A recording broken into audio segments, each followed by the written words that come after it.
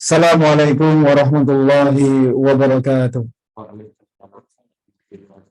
Alhamdulillahilladzi arsala rasulahu bil huda wa dinil haqq liyudhhirahu 'ala ad-dini kullihi wa kafaa billahi shahida. Asyhadu an la ilaha illallah wahdahu la syarika lah wa asyhadu anna Muhammadan 'abduhu wa rasuluhu la nabiyya wa la rasula ba'dah. Allahumma salli wa sallim ala nabiyyina Muhammadin wa ala alihi wa sahbihi wa man tabi'ahum bi ihsanin ila yaumiddin. Ya ayyuhalladzina amanu taqullaha haqqa tuqatih wa la tamutunna illa wa antum muslimun. Ya ayyuhan nasu taqu rabbakumul ladzi khalaqakum min nafsin wahidah wa khalaqa minha zawjaha wa bassa minhuma rijalan katsiran wa nisaa'a wattaqullaha allazi tasaaluna bihi wal arham innallaha kana 'alaikum raqiba. Ya ayyuhalladzina amanu taqullaha wa qulu qawlan sadida yuslih lakum a'malakum wa yaghfir lakum dhunubakum wa may yuti'illaha wa rasulahu faqad faza fawzan 'azima. Summa amma ba'du. Allahumma anfa'na bima 'allamtana wa 'allimna ma yanfa'una wa zidna ilma. Alhamdulillah, tiada kata yang patut kita ucapkan kecuali syukur kita kehadirat Allah Subhanahu wa taala atas nikmat-nikmat yang Allah berikan kepada kita. Mulai dari kita bangun tidur sampai kita tidur kembali, semua adalah nikmat-nikmat dari Allah Subhanahu wa taala yang wajib untuk kita syukuri. Terkhusus nikmat iman, nikmat Islam, nikmat kita beragama di atas tuntunan sunnah Nabi sallallahu alaihi wasallam. Serta nikmat saat ini Allah kumpulkan kita di majelis ilmu dalam kondisi sehat, memiliki keluangan waktu, dan Allah mudahkan kita untuk bisa melaksanakan amal-amal soleh. Semoga setiap apa yang kita lakukan dari yang sunnah maupun yang wajib senantiasa diterima oleh Allah Subhanahu wa taala dan menjadi pemberat timbangan kita nanti di hari kiamat. Yang kedua, salam serta salawat untuk Nabi kita yang mulia Rasulullah sallallahu alaihi wasallam beserta keluarga beliau, para sahabat serta seluruh kaum muslimin yang menjadi pengikut beliau hingga hari kiamat. Dan kepada sahibul bait, semoga berkah dan rahmat Allah senantiasa tercurah kepada rumah dan penghuninya. Jamaah sekalian yang dimuliakan oleh Allah Subhanahu wa taala, dalam hitungan belas hari ke depan kita akan berjumpa dengan bulan yang kita tunggu-tunggu. Bulan yang penuh dengan keberkahan, bulan pelipat gandaan pahala, bulan di mana Allah Subhanahu wa taala banyak memberikan ampunan dosa dan pembebasan dari api neraka bagi seorang hamba.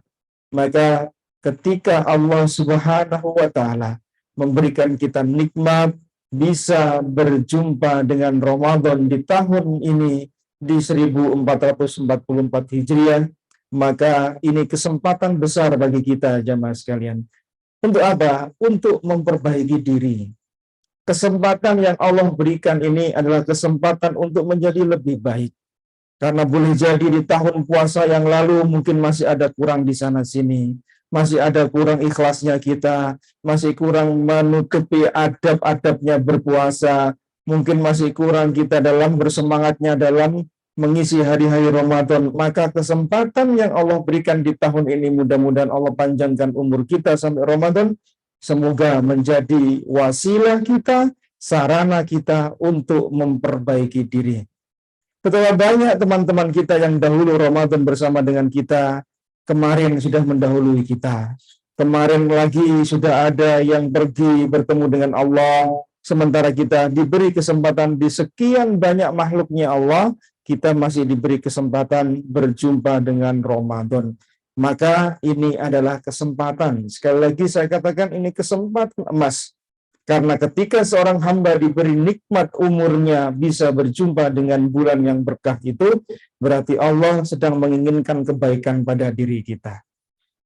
Sebagaimana kisah yang diceritakan oleh Nabi Sallallahu Alaihi Wasallam di Ibnu Majah, ada dua orang bersaudara. Kemudian mereka keduanya masuk Islam dengan keislaman yang baik. Kemudian satu di antara mereka pergi berjihad bersama Nabi sallallahu alaihi wasallam, kemudian syahid, meninggal dunia dalam kondisi syahid. Kemudian saudaranya yang satu masih hidup 1 tahun ke depan. Kemudian setelah meninggal 1 tahun berikutnya, kemudian seorang sahabat Talha bin Ubaidillah bermimpi. Di malam hari ketika dia tidur bermimpi, 2 orang yang bersaudara tadi ada di depan pintu surga. Kemudian keluar penjaga pintu surga dan memberikan kesempatan masuk orang yang meninggal belakangan yang tidak mati syahid untuk masuk surga terlebih dahulu. Baru kemudian yang mati syahid dipersilakan masuk setelahnya. Kemudian di pagi hari Talha bin Ubaidillah menceritakan kepada para sahabat, merasa heran. Mengapa orang yang mati syahid kok masuk surganya belakangan? Sementara yang hidup 1 tahun kemudian yang tidak mati syahid kok bisa masuk surga duluan? Sampailah berita ini kepada Nabi SAW. Kemudian beliau berkata kepada para sahabat, Alaisa qad makasa hada ba'dahu sanah? Bukankah orang yang meninggal belakangan itu diberi umur panjang 1 tahun? Qalu bala ya Rasulullah. Benar ya Rasulullah. Kemudian Rasulullah balik bertanya lagi, wa adraka Ramadan fasomahu wa shalla kada wa kada min sajadatin fis sanah? Bukankah orang yang meninggal belakangan 1 tahun itu berjumpa dengan Ramadan? Kemudian di Ramadan itu dia berpuasa, kemudian sujud sekian-sekian rakaat? Qalu bala ya Rasulullah. Benar ya Rasulullah. Dia yang belakangan hidup itu bertemu Ramadan, sementara yang meninggal syahid tidak bertemu Ramadan. Yang meninggal belakangan sholat sekian rakaat, sekian sujudnya. Maka apa kata Nabi sallallahu alaihi wasallam? Fama bainahuma ab'adu mimma bainas sama'i wal ard. Perbedaan antara yang mati syahid dengan yang meninggal belakangan yang bertemu dengan Ramadan itu jaraknya seperti langit dan bumi. Lihat jamaah sekalian, antara sahabat Nabi Sallallahu Alaihi Wasallam ternyata ada perbedaan yang jauh jaraknya, seperti langit dan bumi. Kenapa? Yang membedakan? Karena yang meninggal belakangan diberi umur panjang oleh Allah. Menjumpai Ramadan, dia berpuasa Ramadan, dia sujud sekian-sekian rakaat, sekian-sekian sujud. Sementara yang meninggal lebih dahulu tidak berjumpa dengan Ramadan. Ini menunjukkan kepada kita, jemaah sekalian, ketika Allah Subhanahu wa taala memberikan kita nikmat berjumpa dengan Ramadan, itu nikmat. Itu kesempatan besar bagi kita untuk memperbaiki diri kita. Memperbaiki apa-apa yang kurang dari kemarin Ramadan kita. Sehingga Nabi SAW ketika datang Ramadan, beliau memberikan kabar gembira kepada para sahabat. Karena di antara nikmat Allah Subhanahu wa taala yang wajib untuk kita syukuri adalah datangnya Ramadan. Kata Allah Subhanahu wa taala di surah Yunus ayat yang ke-58. Qul bi fadlillahi wa bi rahmatihi fabidzalika falyafrahu huwa khairum mimma yajma'un. Katakanlah Muhammad sallallahu alaihi wasallam, dengan karunia Allah, dengan rahmat Allah hendaklah kalian bergembira, karena keduanya, rahmat Allah, karunia Allah itu lebih baik daripada apa yang kalian kumpulan di atas muka bumi ini. Kita bekerja dari pagi, mungkin ada yang sampai pagi lagi, ada yang lembur untuk apa? Mengumpulkan dunia. Tapi itu kata Allah, itu tidak lebih baik daripada karunia dan rahmat Allah Subhanahu wa taala yang kita seharusnya bergembira dengan keduanya, bukan dengan harta kita yang kita kumpulkan. Nah, di antara bentuk rahmat Allah, karunia Allah, kata para ulama, adalah datangnya Ramadan. Maka ketika datang Ramadan, Nabi bergembira, memberikan kabar gembira kepada para sahabat Nabi sallallahu alaihi wasallam. Kata Abu Hurairah radhiyallahu anhu dalam hadis yang diriwayatkan oleh Imam Ahmad dan Imam An-Nasa'i, karena Rasulullah sallallahu alaihi wasallam yubassiru ashabahu biqudumi syahri Ramadan. Adalah dahulu Nabi sallallahu alaihi wasallam kalau datang bulan Ramadan, beliau berikan kabar gembira, wahai para sahabat, Ramadan datang, bergembiralah kalian. Sambil beliau mengatakan, qad ja'akum Ramadan syahrun mubarak. Telah datang kepada kalian bulan Ramadan, bulan yang penuh berkah, gembiralah, senanglah hati kalian. Ya. Nabi menyebutkan dengan mubarak, syahrun mubarak. Ramadan itu bulan kebaikan, yang maknanya adalah kasratu khairun wa subutuhu. Ramadan itu banyak kebaikannya dan menetap di dalamnya. Maka bulan Ramadan bulan kebaikan, jemaah sekalian. Maka kesempatan yang Allah berikan kepada kita untuk bertemu dengan Ramadan, bulan yang penuh kebaikan, maka manfaatkan betul. Yang kata Nabi SAW, kataballahu alaikum siyamahu. Di dalam Ramadan Allah wajibkan kalian untuk berpuasa. Fihi tuftahu abwabul jannah. Di bulan Ramadan Allah buka pintu-pintu surga. Wa tughallaqu fihi abwabul jahim. Allah tutup rapat pintu-pintu neraka. Apa maknanya kata para ulama? Potensi orang berbuat kebaikan itu lebih besar dibanding bulan lain. Rahmat Allah dengan dibukakannya pintu-pintu surga itu menandakan kesiapan hati untuk menerima kebaikan dari Allah. Terbukanya hati kita untuk bisa melaksanakan kebaikan-kebaikan itu tanda dari Allah membukakan pintu-pintu surga selama Ramadan. 24 jam, 30 hari full 1 bulan. Allah tutup rapat-rapat pintu neraka. Apa? Potensi maksiat Allah kecilkan. Jadi potensi kita ketika berbuat maksiat di bulan Ramadan akan berbeda. Kita mau berbuat dosa, poso. Mau berbuat dusta, posoan ya. Padahal di luar bulan puasa suka dusta dia. Tapi itu tandanya pintu neraka ditutup rapat oleh Allah Subhanahu wa taala. Wa tughallu fihi shayatin, setan-setan dibelenggu. Dibelenggu di bulan Ramadan apa? Gerak bebas mereka tidak akan seleluasa ketika di luar Ramadan. Dan itu terbukti di masyarakat kita. Di tengah-tengah kaum muslimin, betapa mudahnya orang muslim berbuat kebaikan dibanding dengan bulan yang lain. Kenapa? Setan dibelenggu. Sehingga ketika dia akan berbuat maksiat, berbuat dosa, dia berpikir ulang. Bener enggak ini? Ini bulan puasa ya. Dia tahan dia. Fihi lailatul khairu min alfi syahr. Di dalam bulan itu ada satu malam yang malam itu kadarnya sama dengan 1000 bulan. Maka kata beliau sallallahu alaihi wasallam, man hurima khairaha faqad hurima.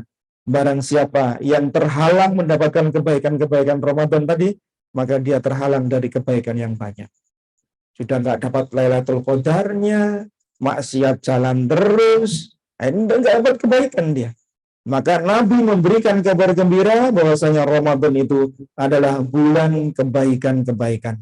Bahkan kata Nabi SAW, idza kana awwalu lailatin min syahri Ramadan, sufiddat as-sayatin, maradul jin.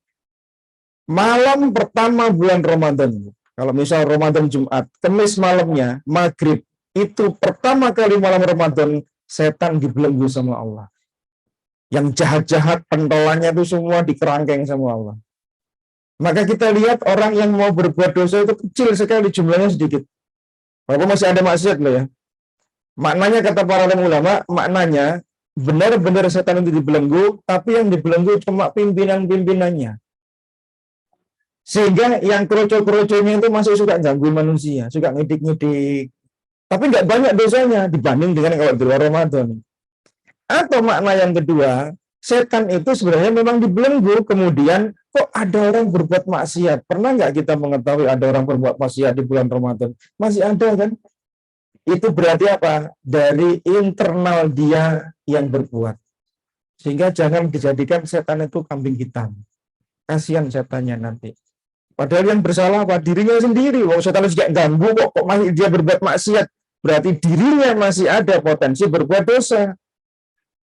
Cuma Ramadan kemudian mereduksi kesalahannya, mereduksi kemaksiatannya sehingga tidak diumbar dengan leluasa. Kemudian ada penyeru kata Nabi sallallahu alaihi wasallam, di awal bulan Ramadan ada penyeru. Apa yang menyeru? Wa yunadi munadin ya baghiyal khair aqbil. Wahai para pencari kebaikan yang suka kebaikan, sini. Ayo ngumpul semua. Ini loh, ini bulan kebaikan. Ayo semua berbuat kebaikan. Wa ya baghiyasy aksir, wahai orang-orang yang suka berbuat dosa, cukup berhentilah kalian. Jangan diteruskan maksiatnya, jangan diteruskan dosanya. Ini bulan kebaikan.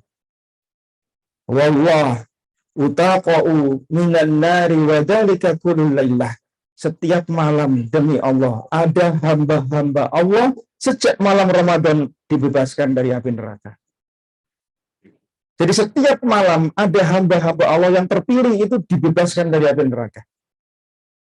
Jadi kalau kita sering dapat hadis katanya 10 awal Ramadan rahmat, 10 pertengahannya hanya adalah maghfirah, 10 akhirnya adalah pembebasan dari api neraka, maka menyelisih hadis sama ini. Karena ketika dibebaskan dari api neraka, nggak harus nunggu 10 hari terakhir. Sejak awal Ramadan, setiap malam. Dan hadisnya itu hadisnya dhaif.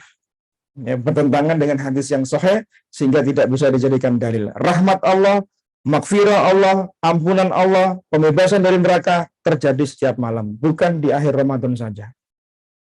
Nah, ini kabar gembira dari Nabi Sallallahu Alaihi Wasallam. Kesempatan emas kita untuk bersemangat mencari kebaikan-kebaikan di bulan Ramadan. Apa sih yang dilakukan para sahabat Nabi dahulu ketika datang Ramadan, persiapan mereka Ramadan sehingga mereka semangat untuk mencari kebaikan bulan Ramadan, karena mereka tahu bahwasanya Ramadan itu penuh dengan keberkahan, sehingga mereka yang pertama berdoa pada Allah Subhanahu wa taala. Jalan pertama yang mereka lakukan berdoa kepada Allah, karena mereka tahu Ramadan itu bulan kebaikan, bulan banyak pahala, bulan obrol diskon pahala oleh Allah. Maka mereka berdoa. Doanya apa? Allahumma salimna ila Ramadan. Ya Allah, sampaikan kami bertemu dengan Ramadan. Wasallim lana Ramadan, dan pertemukan Ramadan kepada kami. Watasallamhu minna mutaqabbalan. Ya Allah, terimalah amal-amal kami menjadi amal yang selamat di bulan Ramadan. Sehingga kata Ibnu Rajab Al-Hambali, mereka orang-orang soleh sahabat dahulu, kanu yada'una allaha sittata ashhur ayyuballighuhum syahru Ramadan. Mereka berdoa 6 bulan berturut-turut sebelum datang Ramadan. Ya Allah, pertemukan kami Ramadan. Ya Allah, sampaikan Ramadan kepada kami. 6 bulan, jemaah sekalian. Bukan saat ini, dok.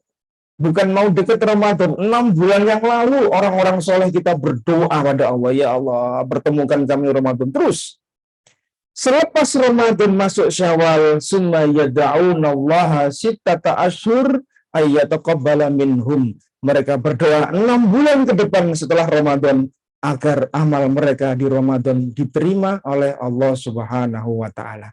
Masuk bulan ke-7 berikutnya, mereka berdoa lagi supaya dipertemukan Ramadan. Begitu seterusnya. Setahun penuh para sahabat Nabi sallallahu alaihi wasallam hatinya terikat dengan Ramadan. Jiwa mereka mempersiapkan diri untuk Ramadan. Karena mereka tahu keutamaan Ramadan, sehingga mereka tidak mau menyia-nyiakan kesempatan untuk bertemu dengan Ramadan untuk sarana memperbaiki diri mereka.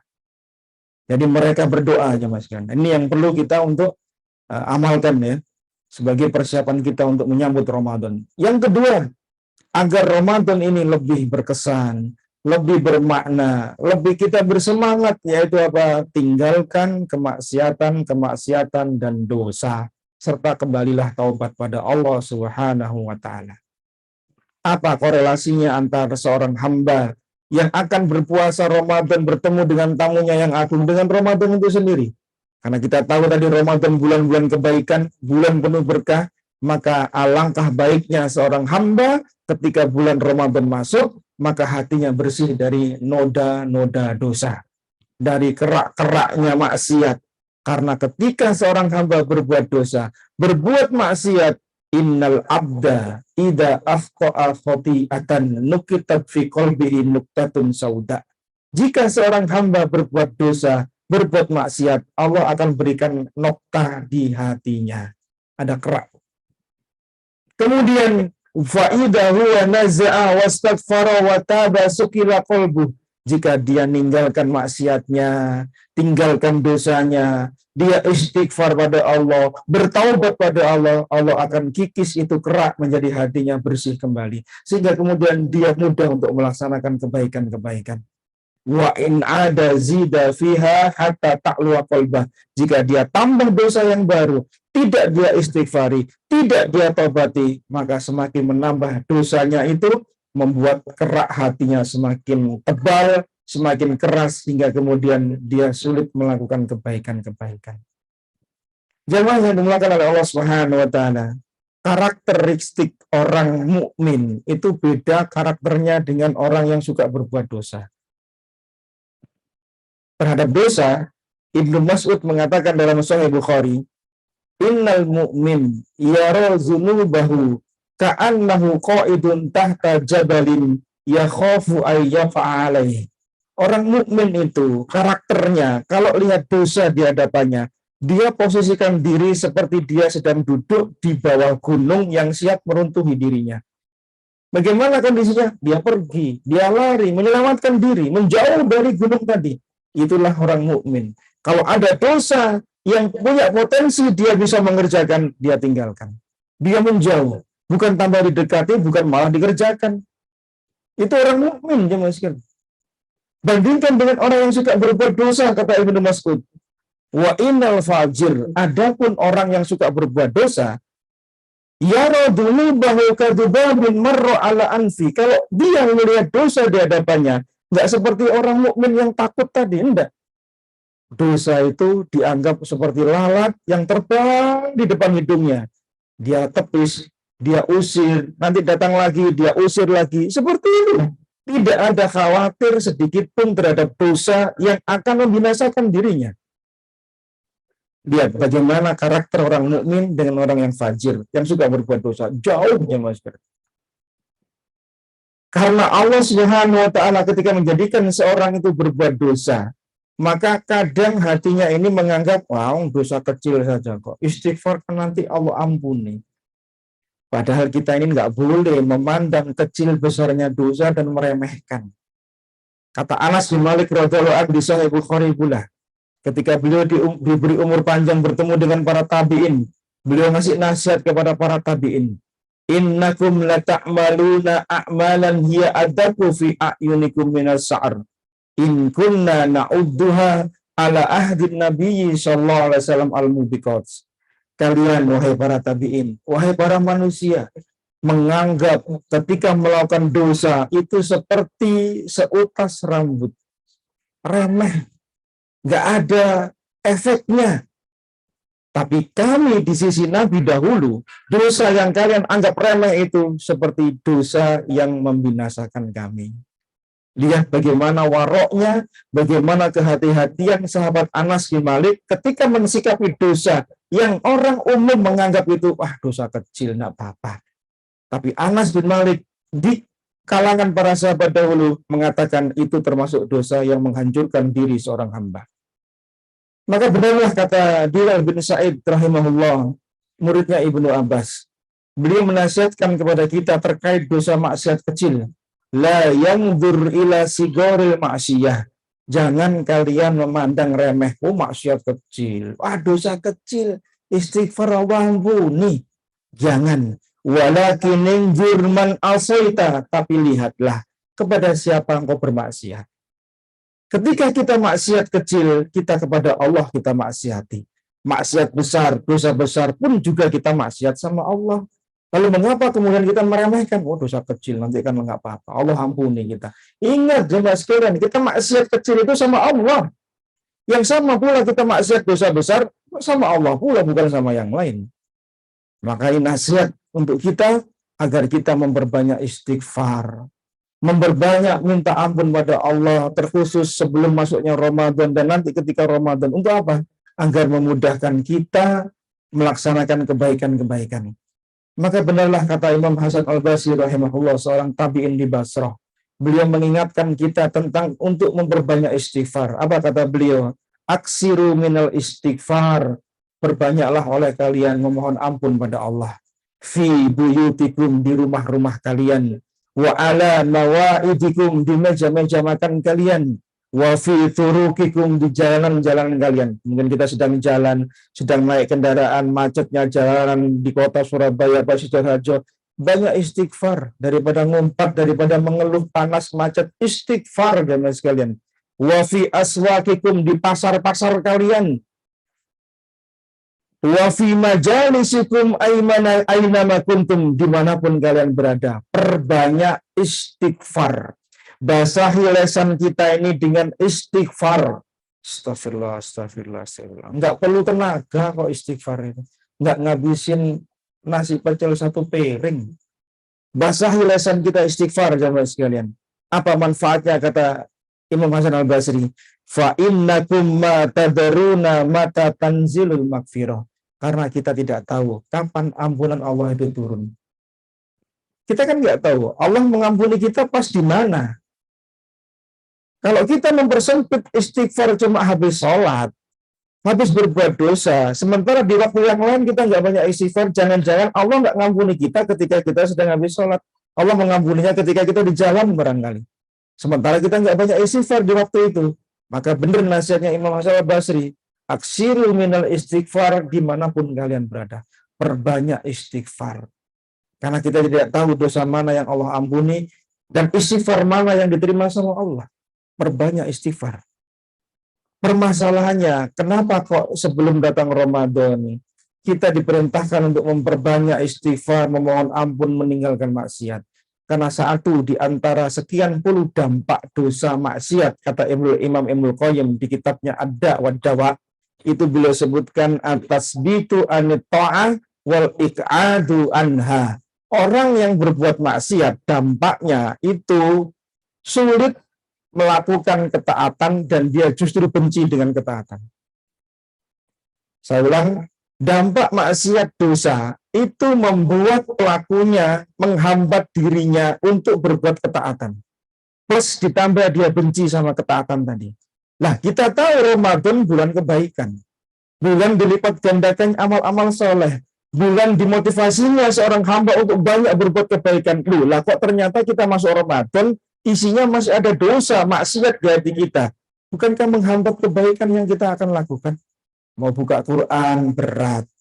Mau infak, eman-eman dengan harta yang dikumpulkan. Mau nyambung tali silaturahim, malas. Ya, mau berbuat kebaikan pada tetangga, nggak enak. Oh, banyak kebaikan yang kemudian terlepaskan dari diri kita. Sementara teman-teman kita yang lain mudah membaca Al-Quran, mudah infak, mudah melakukan sholat qiyamul lail dan seterusnya. Loh, kita kemana aja mas? Karena kita terkungkung dengan kemaksiatan di hati kita. Maksiat itu membelenggu diri kita hingga kemudian kita berat untuk membuka Al-Quran. Hatta cuma 2 baris. Ada serasa ada timbul 5 kilo di mata kita. Berat sekali. Tapi kalau sudah scroll status 1 jam habisin wifi nggak terasa. Buka Al-Quran nggak sampai setengah jam, mata sudah berat. Ini menunjukkan kalau orang berbuat maksiat itu ada asarnya, ada bekasnya. Kata Imam Hasan Al-Basri pula, apa kata beliau? Wa inna min uqubati as-sayyi'ah ba'daha. Balasan kejahatan dosa bagi seorang hamba akan memunculkan dosa berikutnya. Orang akan sulit salat malam ketika dia berbuat dosa di siang harinya. Ada seorang datang pemuda pada Imam Hasan Al-Basri. Dia bertanya, ya Imam, nasihati saya. Saya itu kalau sholat malam itu kok ya berat. Sudah saya pasang alarm, sudah saya pasang jam waker, kok ya masih saya nggak bisa bangun sholat malam. Apa kata Imam Hasan Al-Basri kepada sang pemuda dan nasihat pula untuk kita. Kata beliau, jangan engkau bermaksiat di malam hari, di siang hari, maka Allah akan membangunkanmu di malam hari. Maksiat kita di siang hari, jamaah sekalian, menghambat kita di malam harinya, sulit untuk sholat malam. Tuh, bayangkan itu. Bangun 2 rakaat, 1 witir aja berat bagi kita. Sementara Ramadan itu kita disunahkan untuk memperbanyak sholat malam, walaupun kita sudah tarawih di rumah, di masjid, pas witirnya boleh lagi sholat malam, jam 3 bangun, setengah 3 bangun, sholat 2 rakaat salam, 2 rakaat salam, boleh. Itu aja masih berat kita, Lila. Terus kemana kita? Ditinggalkan teman-teman kita aja, Mas Kiran. Mereka lagi numpuk amal-amal soleh Ramadan, kita terkungkung dengan maksiat, terkungkung dengan kemalasan kita, sebab kita nggak istighfar, nggak segera taubat, nggak segera meninggalkan maksiat dan dosa. Maka yang kedua, orang-orang soleh terdahulu, mereka meninggalkan dosa dan maksiat, agar ketika masuk Ramadan, mereka siap betul, bersemangat dalam melaksanakan kebaikan-kebaikan di bulan Ramadan. Baik. Yang ketiga, apa yang mereka orang-orang soleh terdahulu lakukan?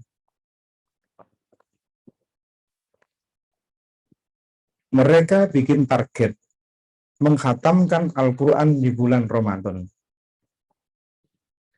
Karena Ramadan itu syahrul Quran.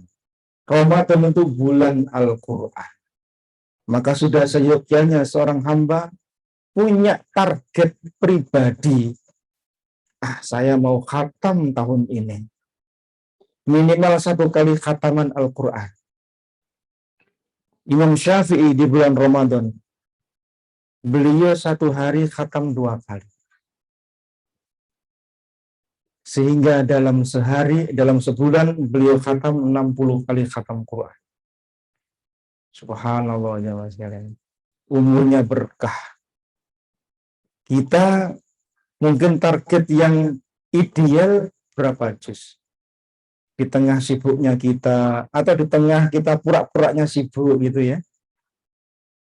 Idealnya berapa kali khatam? 3 kali? Berat.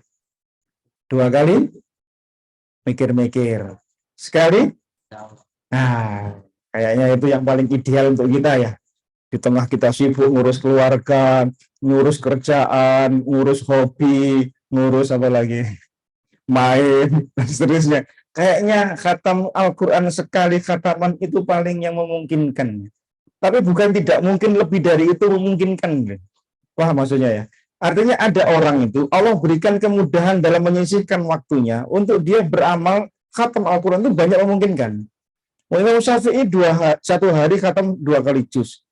2 kali khataman. Berarti 14 jam beliau lakukan itu membaca terus khatam. Karena secara real, ada orang itu 7 jam itu bisa khatam. Bukan cepat ya, bukan hadr. Tapi dengan tajwid panjang pendeknya tetap, cuma speednya agak dipercepat gitu aja. Cuma panjang pendek tetap dia harus lalui. Itu bisa.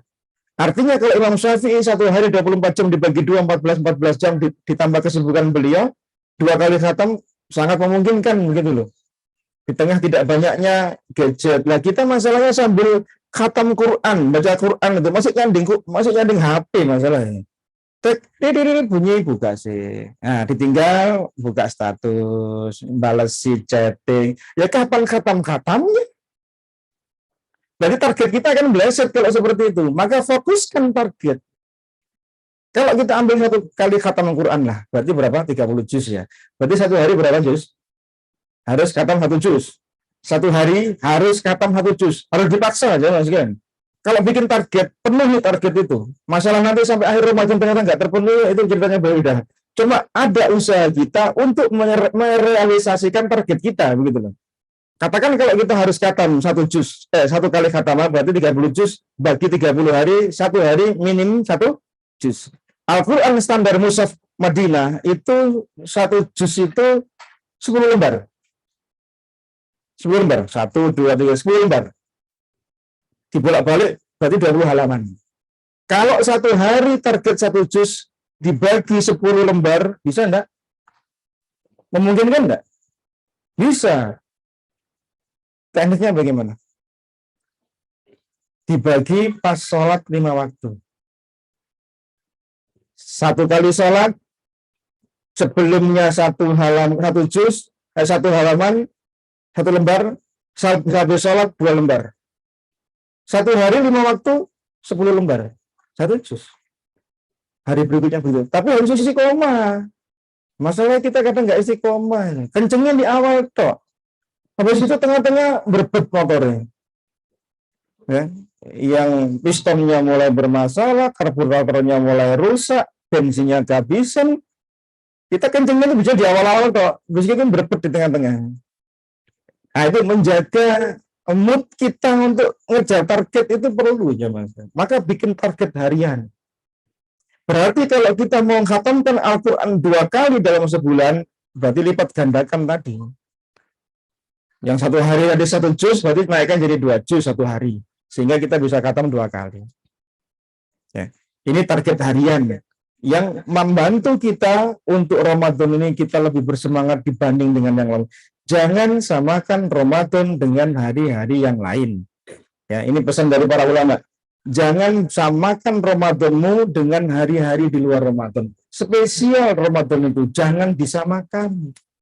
Kalau sebelum Ramadan, di luar Ramadan kita nyantai-nyantai, hari Ramadan jangan nyantai. Semangat, ngejar pahala Allah, termasuk diantaranya membaca Al-Quran lebih difokuskan. Kenapa? Karena Al-Quran akan memberi syafaat kepada sang pembacanya. Kata Nabi SAW, Iqra'ul Quran fa innahu ya'ti yaumal qiyamati syafi'an li ashabi. Bacalah Al-Quran, karena Al-Quran itu akan memberi syafaat orang yang membacanya di hari kiamat. Dalam hadis yang lain, Asyam wal Quran yasfa'ani lil abdi yaumal qiyamah. Puasa Ramadan, Al-Quran nanti akan memberi syafaat kepada seorang hamba di hari kiamat. Puasa berkata pada Allah, Ay Rabbi, mana'tuhu at-ta'amu wasyahawat bin nahari fasafi'ni fih. Ya Allah, saya puasa menahan dia dari makan, dari syahwatnya di siang hari. Maka berilah saya izin ngasih syafaat dia. Jadi puasa itu minta sama Allah, ya Allah, karena dia itu menahan lapar, menahan syahwat gara-gara aku, maka saya kasihkan izin untuk ngasih syafaat hamba ini. Datang Al-Quran. Al-Quran mengatakan, Ay Rabbi, mana'tul naum bil-lail fasyafi'ni fi. Ya Allah, saya tahan dia nggak tidur di malam hari untuk membaca saya. Maka tolong beri izin saya ngasih syafaat dia. Kata Nabi SAW, fayusaffa'an, maka keduanya diberi izin ngasih syafaat yang membacanya dan yang berpuasa. Jadi di antara syafaat Allah Subhanahu wa taala itu bisa datang dari Al-Qur'an, bisa datang dari puasa kita. Maka semangatlah jamaah sekalian membaca Al-Qur'an, setiap hurufnya, setiap lembarnya, untuk apa? Untuk memberikan target pada kita, Ramadan ini harus lebih baik daripada Ramadan yang lalu. Yang keempat, di antara cara agar kita bersemangat menyambut Ramadan ini, nanti pas Ramadan perbanyak sedekah. Perbanyak sedekah di luar Ramadan. Kalau kita mungkin bakhil dikit, pelit dikit, maka ketika Ramadan jangan jadi orang bakhil dan pelit. Yang loman, yang dermawan. Gak usah hitungan soal harta di bulan Ramadan. Allah pasti akan ganti dengan yang lebih baik. Nabi SAW adalah orang yang mempraktekkan betul Ramadan sarana beliau untuk sedekah. Dikatakan Ibnu Abbas, kana Nabi sallallahu alaihi wasallam ajwadan nas bil khair wa kana ajwadu ma yakunu fi Ramadan. Adalah Nabi sallallahu alaihi wasallam itu adalah orang yang dermawan dalam semua kebaikan-kebaikan. Loman beliau itu. Dan loman beliau, dermawannya beliau itu lebih lagi puncaknya kapan? Ramadan. Itu puncaknya kedermawanan beliau. Kita tidak bisa menyaksikan lagi bagaimana Nabi SAW itu dermawan di luar bulan Ramadan. Ada orang datang ketika beliau diberi baju hadiah dari seorang sahabiyah, kemudian dipakai oleh Nabi SAW, barusan dipakai. Ada seorang sahabat datang, ya Rasulullah, kayaknya baju itu kok bagus, boleh nggak saya minta? Apa yang dilakukan Nabi? Nabi masuk kamar, beliau lipat, diberikan pada sahabat tadi. Padahal baru saja baju itu dihadiahkan oleh seorang sahabiyah, dijahitkan khusus untuk beliau. Tapi ketika ada sahabat minta karena butuh, dikasih Nabi dengan gembira ngasih. Loh, bukankah ini loman? Itu di luar Ramadan. Apalagi di dalam bulan Ramadan. Ibnu Abbas mensifati Nabi SAW dengan kebaikannya itu apa? Yaitu beliau sifati dengan sifat fala Rasulullah SAW ajwadu bil khair minar rihi al mursalah. Nabi itu kebaikannya, lomannya itu kayak angin yang berhembus. Angin itu punya sifat dua, yaitu cepat tersebar dan mudah untuk tersebar. Cepat dan tersebar di mana-mana. Kebaikan Nabi di bulan Ramadan itu terserap ke semua para sahabat. Lah, apa korelasinya Nabi itu semangat bersedekah, lebih loman lagi di bulan Ramadan adalah karena beliau SAW bersama dengan Jibril, wa kana Jibril yalqahu fi kulli lailatin min Ramadan fayudarisuhu al-Qur'an. Karena Nabi bertemu dengan Jibril setiap malam Ramadan, kemudian tadarus, ngaji bareng, setor hafalan dengan malaikat Jibril. Di tahun beliau wafat, beliau khatam 2 kali khatam Al-Quran. Para ulama kemudian mengomentari mengapa Nabi itu mencapai puncak dermawannya di bulan Ramadan. Karena beliau lebih fokus membaca Al-Quran dibanding dengan kegiatan beliau yang lain. Terus apa hubungannya fokus baca Al-Quran dengan semakin seringnya orang sedekah, semakin lemah, apa hubungannya? Ada hubungannya, jemaah. Orang kalau sering membaca berita-berita langit, berita-berita tentang akhirat, surga, neraka dibaca, bagaimana Allah memberikan pahala bagi orang sedekah, infak, bukankah ini memacu semangat seseorang hamba untuk bersedekah? Bandingkan kalau orang itu sukanya baca berita dunia, gosip, infotainment, berita politik, ekonomi, malah dia semakin genggam eratnya soal harta. Ditambah ada sinyalir resesi dunia, tambah pelitnya keluar. Wa tuhibbunal mala hubban jamma. Manusia kalau lihat harta semakin bakhil. Itu sifatnya manusia. Karena dia sering dengarnya yang dibaca berita-berita dunia. Coba kalau dia fokus membaca berita akhirat, pesan dari Allah Subhanahu wa taala, Al-Qur'anul Karim, semangat dia untuk berlomba-lomba fastabiqul khairat, infak sedekah semakin memuncak. Itulah Nabi kita sallallahu alaihi wasallam. Maka kalau ingin puasa kita memberi kesan yang berharga pada kita, kita bersemangat, maka untuk infak di bulan Ramadan jangan main hitung-hitungan. Terkhusus untuk keluarga kita, kerabat kita, orang tua kita, jangan pernah main hitung-hitungan. Dengan orang-orang yang memiliki jasa untuk dakwah, untuk kegiatan keislaman, jangan main hitung-hitungan. Itu membantu kita untuk melenyapkan ego bakhil kita. Melenyapkan ego kita untuk kita menggenggam erat harta kita. Karena manusia itu soal harta itu sifatnya jamu manu, suka ngumpulin harta tapi nggak mau sedekah, nggak mau infak, nggak mau zakat mal, disimpan itu harta. Kapan hari kita lihat ada orang yang mengumpulkan harta sampai sekian puluh juta habis dimakan rayap. Ya, katanya untuk umroh apa itu. Itu gambaran bagaimana harta itu kalau tidak diputer, ya seperti itu keadaannya. Allah kirim binatang kecil namanya rayap, habis tuh uang kita. Kalau masih bisa diganti sama BI sekian persen, ya alhamdulillah. Tapi kalau nggak diganti, bukankah kita menyesal? Kita kumpulkan banting tulang, kita bekerja, ternyata uang kita habis dimakan makhluknya Allah namanya rayap. Maka untuk harta, jemaah sekalian, terkhusus di bulan Ramadan, jangan menjadi orang yang bakhil. Jadilah orang yang dermawan. Agar apa? Ramadan ini memberikan dampak positif pada kehidupan kita. Yang berikutnya, yang kelima, yang perlu kita upayakan untuk bisa mengisi Ramadan ini dengan penuh semangat, penuh optimalisasi dalam beribadah, maka tinggalkan yang namanya pembatal-pembatal pahala puasa. Ya, pembatal-pembatal pahala berpuasa. Justru pembatal-pembatal pahala ini punya potensi besar untuk sulit kita tinggalkan dibanding dengan pembatal yang sifatnya syar'i. Pembatal puasa, ada pembatal pahala puasa. Kalau pembatal puasa apa? Yang disepakati oleh para ulama. Apa? Makan, minum sengaja. Jima. Kemudian istimna, ya, mengeluarkan mani dengan paksa.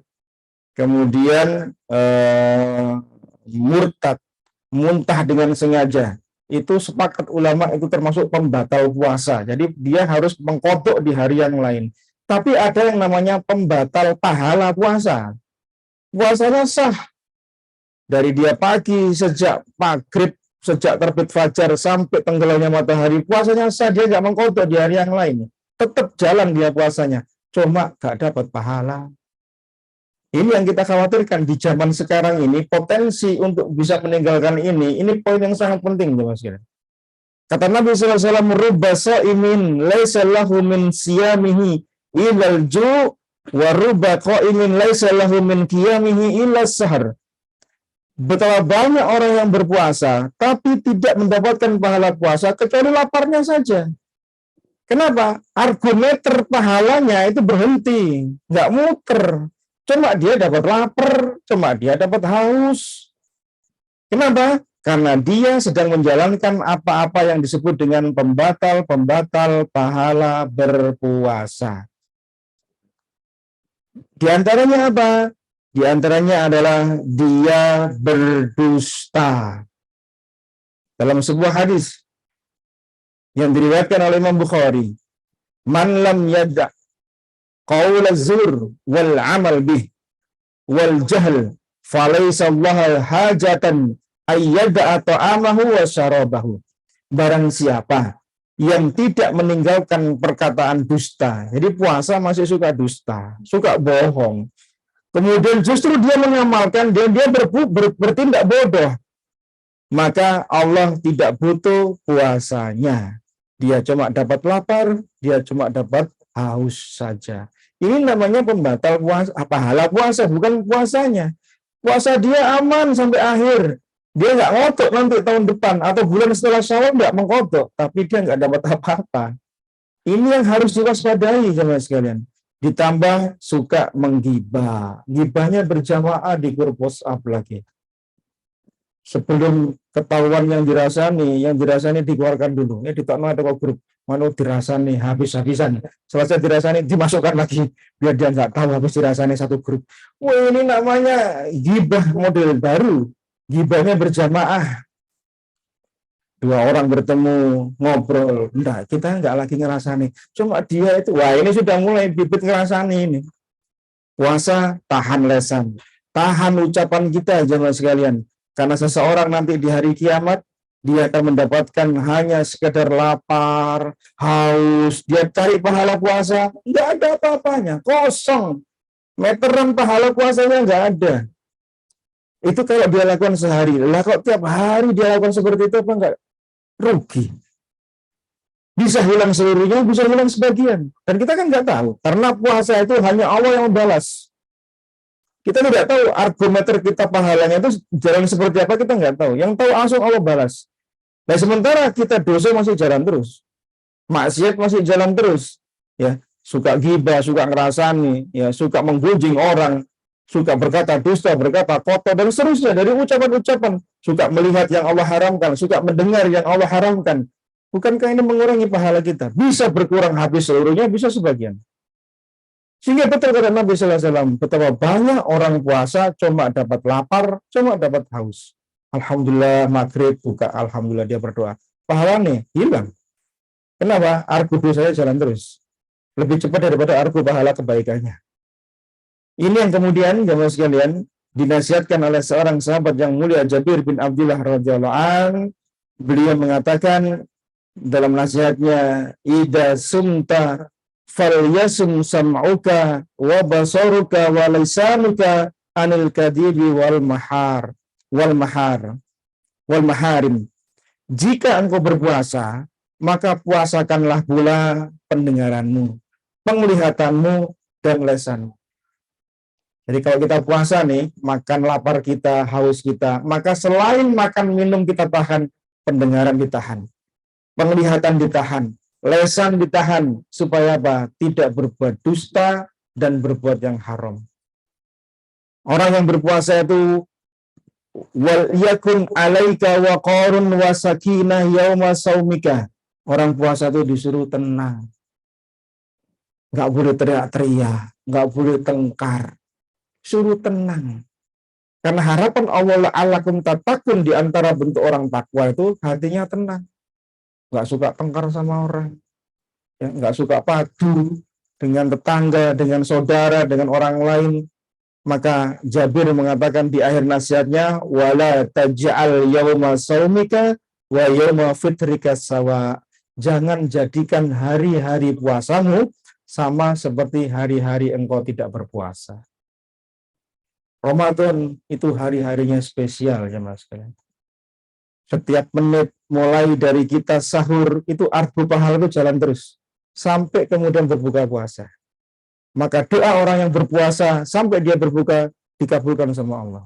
Nah ini kita ketika argu kita jalan, kita isi ternyata kita melakukan hal-hal kemungkaran, maksiat, dusta lesan, mata pendengaran, penglihatan, kita samakan dengan di luar Ramadan. Bukankah kita merugi? Maka nasihat Jabir bin Abdullah mungkin perlu kiranya untuk kita renungkan. Jangan jadikan Ramadan sama seperti hari-hari yang lain. Ramadan itu spesial. Coba kalau kita beli makanan, martabak spesial, pakai telur. Wah itu berarti kan berbeda dengan yang lain.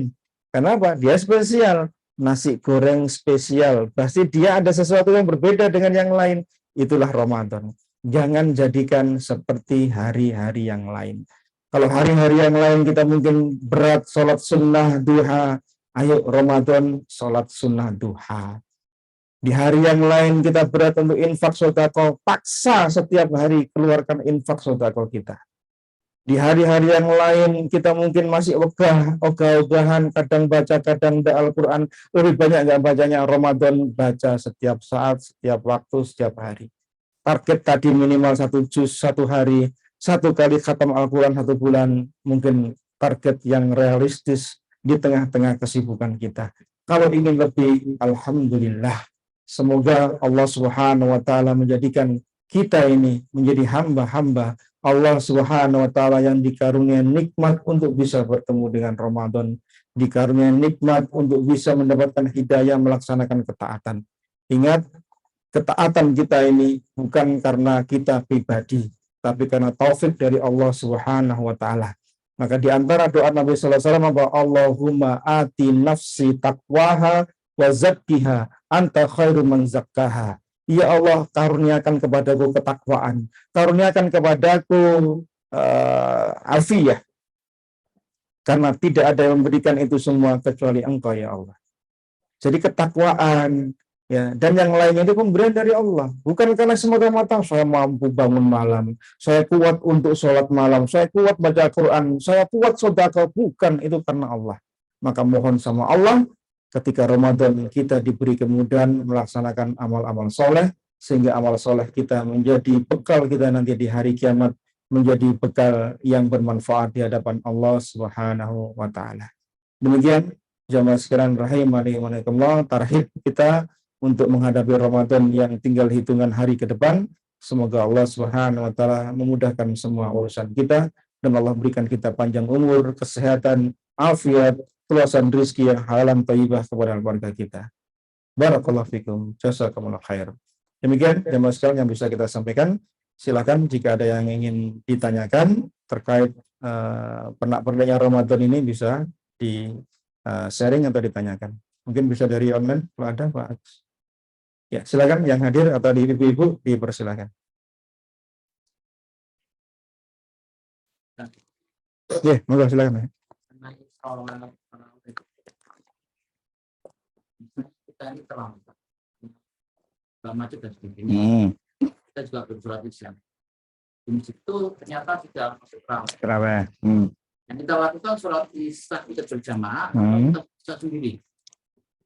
Terus saya kita dia sudah selesai nih 8 rakaat misalnya, tapi kita belum selesai karena kita terlambat. Gimana? Ya. Jadi kalau misalnya kita datang terlambat, sholat isya sudah selesai, kita datang sudah tarawih, begitu kan ya?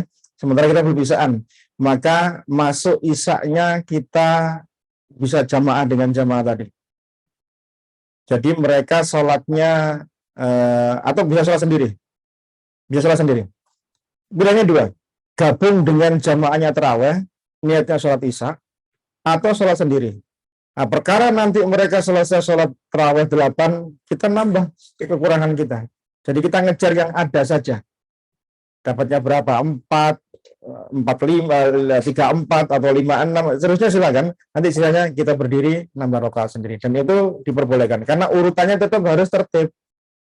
Isya kan belum kan? Berarti isya dulu baru taraweh. Karena taraweh kan sunnah. Maka jangan didahulukan di depannya isya. Sementara yang wajib belum kita kerjakan. Maka boleh dengan dua cara tadi. Gabung ke mereka untuk niatnya kita sholat isya. Mereka dua, kita nambah lagi berdiri dua isya. Nanti salam kita langsung gabung untuk mereka taraweh. Sisanya silakan tambah lagi. Dan itu tidak masalah. Tidak masalah. Ya, Allah a'lam bishawab. Karena terjadi memang karena mungkin kesibukan kita di tengah jalan hingga macet sehingga kemudian datang sudah berlalu isanya. Maka seperti itu caranya. Karena ada orang itu karena nggak tahu pulang dia.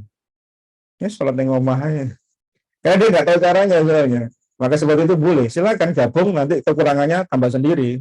Nggak apa-apa. Nggak masalah. Misal lagi ceramah misalnya gitu kan. Ya kita sholat sendiri.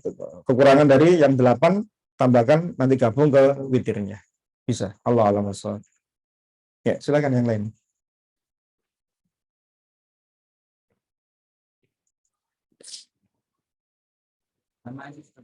Iya, silakan. Ya. Hmm. Kalau yang terbiasa baca Al-Quran dan kita dan sebagainya kan cepat ya Ustaz ya. Bagaimana dengan kita masih belajar, tapi kita ingin satu hari satu juz, dan dimana kita belajarnya masih banyak salah ya. Apakah seperti itu masih diperbolehkan kita tetap baca Al-Quran? Ya, nah.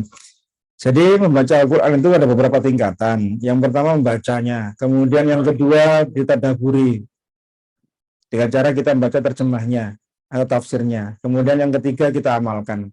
Tentu ketiganya ini ketika digabung menjadi sebuah amalan terhadap Al-Quran yang paling utama. Tapi paling tidak minimal kita membaca Al-Quran. Nah, permasalahannya kadang kita membacanya, kadang kita masih belum bagus. Kita masih belajar dan seterusnya, begitu kan? Nah, maka bagaimana caranya? Maka kita baca semampu kita. Maka sandingkan dengan terjemahnya atau tafsirnya untuk kita tadaburi isinya. Itu lebih bagus. Jadi kita mungkin target satu juz itu satu hari atau khatam satu kali Quran mungkin di luar realisasi kita mungkin. Tetapi kita selesai Ramadan, selesai pula kita banyak terjemah dan makna yang kita pelajari. Dan itu lebih bagus.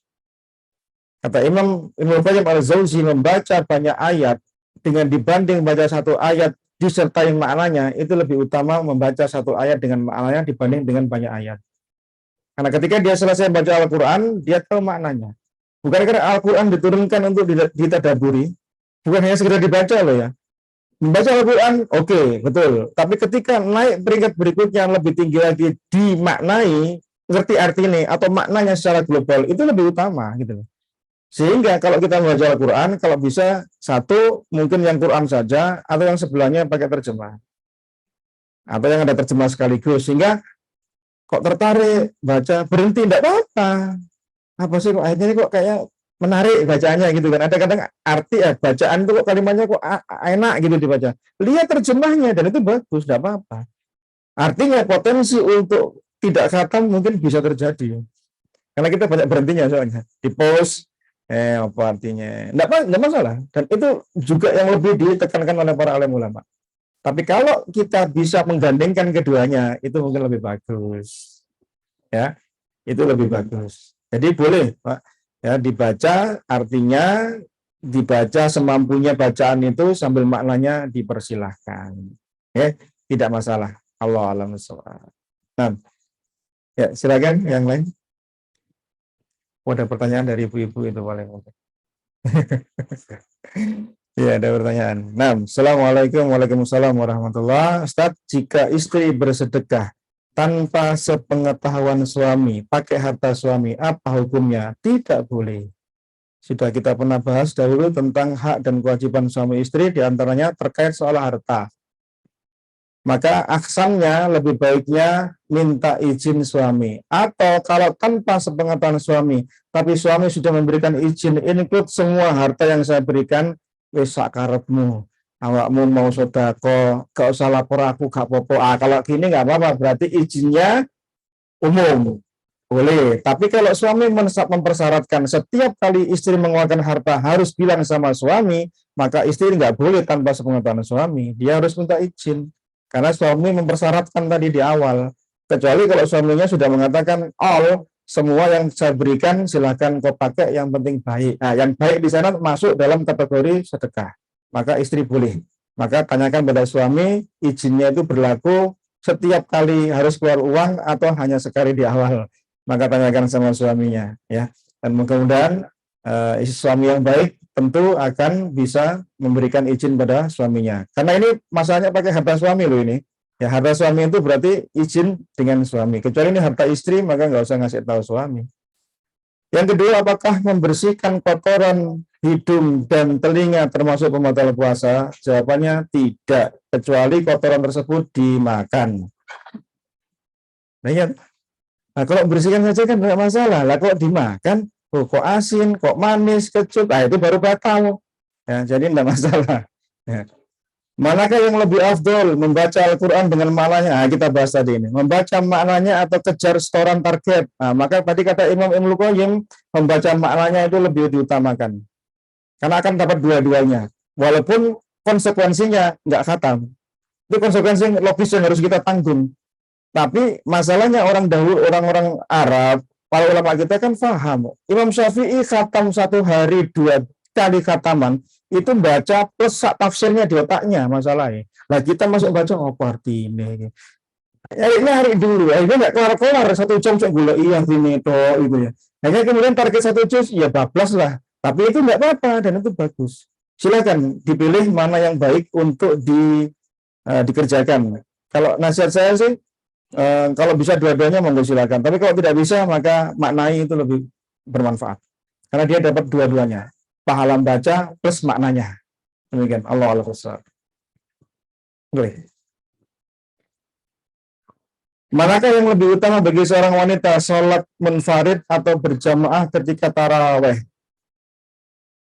Ada seorang sahabat Nabi SAW namanya Ibnu Umar, itu pernah menyampaikan bahwasanya kalau ada seorang istri wanita keluar pergi dari rumahnya untuk sholat ke masjid, maka jangan engkau larang. Ya, Nabi mengatakan demikian. Kemudian Ibnu Umar menyampaikan pada anaknya namanya Bilal bin Ibnu Umar. Anaknya ini Bilal ini ketika dengar bapaknya menyampaikan hadis tadi bahwasanya kalau ada wanita istrimu pergi ke masjid minta izin jangan kau larang, maka anaknya mengatakan saya akan tetap melarang. Walaupun Nabi mengatakan ngasih izin, saya tetap tak larang. Ibnu Umar marah, mencaci maki anaknya dengan cacian yang tidak pernah dijumpai oleh orang lain. Bilal bagaimana anaknya? Diam, tidak balas cacian bapaknya, karena dia tahu dia salah. Apa yang ingin kita sampaikan? Hukum asalnya wanita itu sholatnya di rumah. Hukum asal wanita itu sholatnya di rumah. Tapi kalau kemudian dia minta izin pada ahlinya, suaminya, kalau nggak ada suaminya, ayahnya, kalau dia masih bujang, kemudian dia tidak bertabaruj, bersolek, pakai wangi-wangian, kemudian menutup aurat, kemudian tidak berjubel-jubel dengan kaum laki-laki yang lain, maka silakan pergi ke sholat taraweh, jangan dihalangi. Yang pertama. Yang kedua, kalau seorang wanita ketika dia sholat di rumah, dia tidak lebih khusyuk dibanding dengan sholat di masjid, maka silahkan dia ke masjid. Kalau dia merasa lebih khusyuknya di masjid, dia lebih bersemangat ke masjid, ya silahkan ke masjid. Kalau dia sendirian, mungkin udah ngerasa rasem. Kalau di rumah biasanya, engko ai. Ngerjakan ini, sholat 2 rakaat, ditinggal ke dapur, bikin masakan, sholat mana? Karena merasa di rumah soalnya. Tapi hukum asalnya wanita itu di rumah. Maka silakan dipertimbangkan. Kalau memang tadi koridornya saya sampaikan tadi terpenuhi, ya silakan datang ke masjid. Tapi kalau enggak, ya di rumah saja. Itu lebih utama. Karena hukum asalnya di rumah soalnya. Ya. Tapi kalau mau ke masjid, monggo silakan, enggak apa-apa. Kasih izin suaminya dengan syarat enggak bersolek, enggak pakai wangi-wangian, nutup aurat. Karena kalau ibu-ibu itu di desa-desa itu ya, pakai rokok di samping di atas ini, terus pakai baby doll ke masjid ini, pakai dasteran itu, cekak di atas lututnya. Lah kenapa rokoknya kok nggak diturunin aja gitu loh? Nah, ini berarti kan dia nggak pakai nutup aurat dari awal rumah. Maka kalau mau ke masjid ya nutup aurat dari rumah gitu loh. Pergi ke masjid. Kalau itu silakan. Tapi kalau misalnya dia merasa lebih tenang di rumah, sementara teman-teman yang lain pada ke masjid, nggak apa-apa, di rumah saja, nggak masalah. Karena hukum asalnya di rumah. Dan jangan mengira kalau di rumah kemudian nggak ada pahala banyak loh ya. Jangan dikira, wanita itu ketika diberi awalnya hukum asalnya di rumah, berarti di rumah itu pahalanya setara dengan jamaahnya laki-laki di masjid. Itu. Andai Nabi nggak menyetarakan, kan nggak mungkin wanita diperintahkan Nabi untuk lebih banyak di rumah kan. Semua dimotivasi, saya ke masjid semua kan begitu. Tapi kan Nabi enggak. Di rumah yang paling tidak terlihat manusia itu lebih utama. Jadi rumah yang ada musolanya, mojok mencil gitu ya, yang orang nggak banyak lalu lalang melihat, itu lebih utama malah. Boleh jadi malah pahalanya lebih besar daripada 27 derajatnya laki-laki di masjid. Karena apa? Lebih bisa menjaga riyaknya seorang hamba. Coba kalau ke masjid, belum pamer apa? Sejadah, pamer rukuk, ya. Kemudian ketika sambil sholat pegang-pegangan rukuknya, kayak nopo ini? Ini berapa? Peng piro ini? Oh, cicilan yang sebelah mana aku boleh cerita soal rokok, soal merek. Nah, ini aja kemudian kalau di rumah aja lah kalau gitu. Di rumah kan gak ada lawannya. Dia paling bagus, dia paling indah. Jadi hukum asalnya di rumah, kalau mau ke masjid monggo silakan. Tapi kalau dirasa lebih utama, mana yang lebih utama, jawabannya ya tetap di rumah. Tetap di rumah jawabannya. Allahu a'lam bishawab. Nah, silakan yang lain. Ya, silakan. Assalamualaikum. Assalamualaikum. Ustaz, doa niat puasa dan sahur yang sopan dan baiknya kata makhluk itu berapa hari? Apa? Yang terakhir? Yang kedua adalah baiknya khatam Quran itu berapa hari? Oh, khatam Al-Quran. Sudah, dua aja. Ini barakallahu fiik yang bertanya. Yang pertama, niat sahur, niat berbuka puasa, begitu ya? Niat sahur, sepakat ulama niat itu letaknya di hati. Cuma permasalahannya adalah niat itu di awal Ramadan saja, setiap malam, atau cukup di awal Ramadan include 1 bulan. Itu dibahas oleh para ulama. Sebagian mereka menyebutkan Ramadan itu satu kesatuan. Jadi hari-harinya dari awal sampai akhir satu kesatuan. Sehingga kalau orang berniat di awal saja, sudah cukup untuk mencakup 2, 3, 4 hari ke depan. Kecuali di tengah hari dia berbuka. Misal di hari ke-5, dia sakit. Gak puasa kan, 2 hari. 5, 6, dia puasa lagi hari ke-7. Berarti untuk hari ke-7 dia harus memperbarui niat. Karena terputus dengan puasa dengan sakitnya tadi. Maka di awal yang 1, 2, 3, 4 dia harus memperbarui di hari ke-7. Atau dia safar 3-4 hari. Ketika dia mulai puasa mungkin dia mengulang lagi niatnya. Jangan disamakan dengan niat di awal. Kenapa? Sudah terputus dengan safar. Paham maksudnya ya? Kemudian untuk memperkuat niat puasa, boleh seseorang mengazamkan dalam dirinya saya puasa. Karena puasa Ramadan itu harus dibaca, diniatkan sebelum terbitnya fajar di malam hari. Artinya begini, kalau ada seorang hamba, dia bangun di jam 2:30, subuh kita 4:04 sekarang ya, sekitar segitu. Dia bangun untuk masak nasi, ngangeti sayur, bangunkan anak istri, suaminya, gitu ya. Ngapain? Mau ngapain? Makan pagi, sarapan, atau makan malam? Mau ngapain itu? Di bulan puasa ini, dia ngapain waktu itu? Nyiapkan diri apa? Sahur kan? Berarti dia mau paginya mau apa? Mau berpuasa. Itu niat. Tanpa dia harus menjaharkan niat tadi, begitu, paham ya? Artinya nggak harus saya mau niat puasa. Lalu dia bangunnya ngerti nasi, ngerti sahur, ngapain? Mau sarapan? Kan enggak. Saya niati puasa untuk anak-anak saya, untuk suami saya. Berarti dia sedang berniat berpuasa. Jadi di dalam hati itu sudah cukup. Maka tidak usah dilafalkan. Untuk doa berbuka puasa dalam Abu Dawud, Nabi berdoa, zahabal dhama'u wa batalatil uruhu wa sabatal ajru insyaallah. Cuma ulama berbeda pendapat, apakah ini dibaca ketika sebelum meneguk air atau setelah meneguk air. Itu saja perbedaannya. Cuma hadis yang sahih pakai yang doa tadi. Zahabal dhama'u wa batalatil uruhu wa sabatal ajru insyaallah. Sementara yang Allahumma laka sumna wa ala rizika aftarna, itu hadisnya dhaif. Walaupun sebagian ulama mengamalkan doa tadi. Tapi saya pribadi lebih pada bacaan Zahabal Zama'u tadi, karena hadisnya sahih riwayat Abu Dawud. Itu yang pertama. Yang kedua, berapa idealnya menghatamkan Al-Quran berapa hari? Nabi pernah menyebutkan seorang hamba itu, seorang mukmin dilarang atau makruh menghatamkan Al-Quran kurang dari 3 hari. Kurang dari 3 hari itu makruh. Kenapa? Dia nggak paham yang dibaca. Karena cepat soalnya. Cuma kok para ulama prakteknya Ramadan kok lebih kurang dari 3 hari wis khatam. Buktinya Imam Syafi'i khatam 2 kali kok sehari. Berarti kan dia kurang dari 3 hari. Kena hadis tadi enggak kena. Kata Imam Ibnu Hajar al-Asqalani, Ramadan itu bulan spesial seperti saya katakan tadi.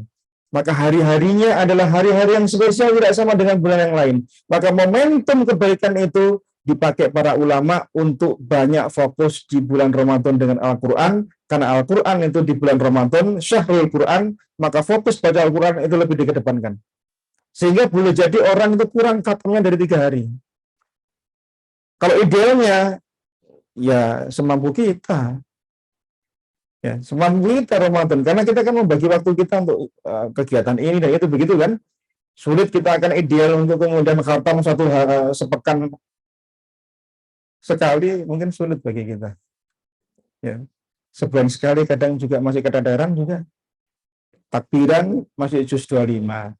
Takbiran masih waliyatalataf di Al-Kahfi. Nah, kapan selesainya? Kadang nggak realistis gitu loh. Cuma kalau untuk hitungan waktu Ramadan bisa dipersingkat lagi. Artinya orang bisa lebih memperbanyak lagi khatam Al-Quran karena bulan kebaikan yang spesial dibanding bulan yang lain. Itu jawabannya. Allahu a'lam bishawab. Ada lagi ya? Ada lagi? Ya, ada Bapak yang tanya lagi? Silakan. Atau Ibu bertanya lagi? Monggo silakan.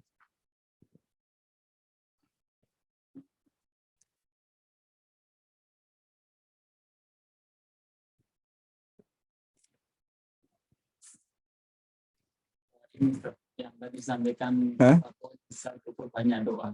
Ya. Ada doa spesifik nggak untuk?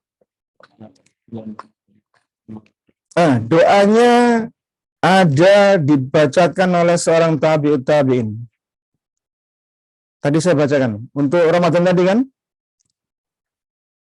Di Lataiful Ma'arifnya Ibnu Rajab Al-Hambali disebutkan seorang tabi'in bernama Yahya bin Abi Katsir itu menyitir doa sebagian sahabat Nabi sallallahu alaihi wasallam.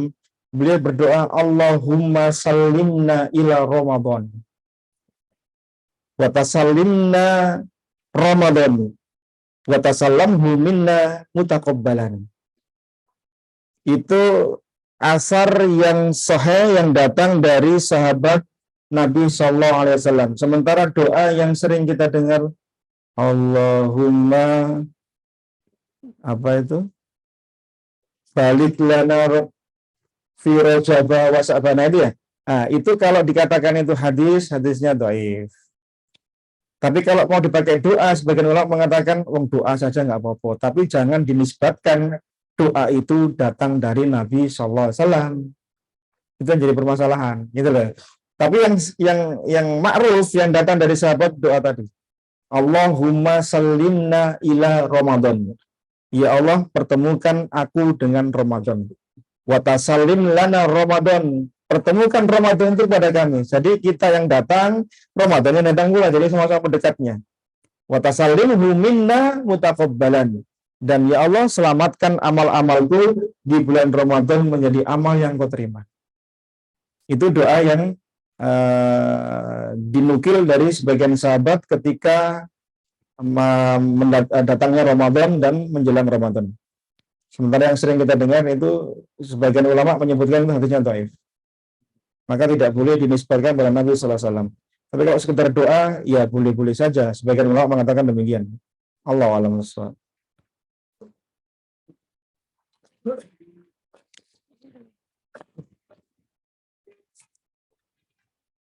Ada lagi? Atau cukup? Sudah ya? Nah, yang di depan saya nggak ada lagi? Ya, boleh. Batal pahala puasa. Itu kan kembali dari sahur sampai buka. Betul. Bila dilakukan setelah tarawih itu gimana? Setelah terawih Ustaz ya, dikatakan Setelah terawih. positif Ya, jadi gini, kan ada orang kalau puasa itu gini, diajak Ramadanan pas puasa, tengkar. Nabi mengatakan jangan engkau terima. Katakan ana shaim, saya sedang puasa. Bukan berarti kemudian engkau tukaran engkau mari buka. Tak tunggu di lapangan mari terawih. Ya enggak boleh pula. Berarti dia kena apa? Kena dosanya dusta. Kena dosanya ghibah. Ingat, Ramadan itu spesial. Allah kadang lebihkan pahala Ramadan, pahala di satu waktu, tidak di waktu yang lain. Allah lipat gandakan dosa di satu waktu, tidak di waktu yang lain. Nah, Ramadan diantaranya. Maka jangan coba-coba berbuat dosa di bulan Ramadan, hatta kita sedang nggak berpuasa.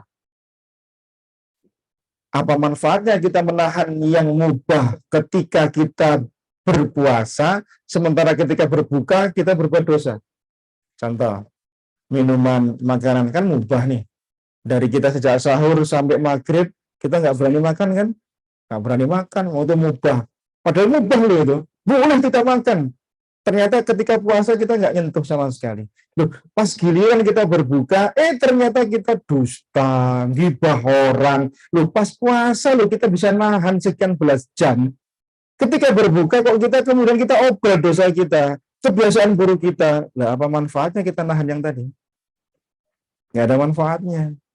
Walaupun tidak mengurangi pahala puasanya, walaupun wis entek di bulan siangnya tadi karena kita sudah ngerasa nih orang.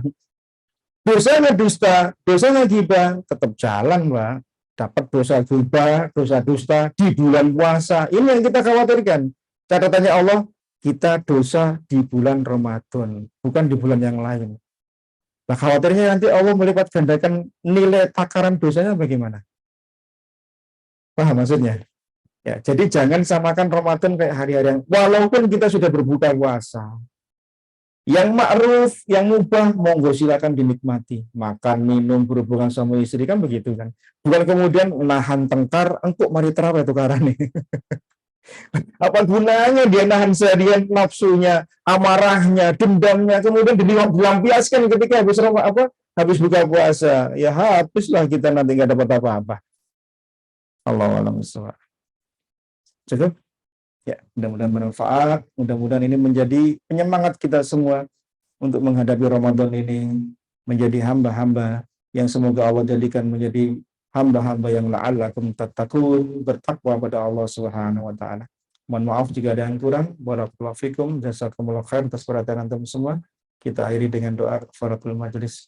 Subhanakallahumma wa bihamdika asyhadu an la ilaha illa anta astaghfiruka wa atubu ilaik. Wassallallahu ala nabiyyina Muhammadin walhamdulillahi rabbil alamin. Assalamualaikum warahmatullahi wabarakatuh.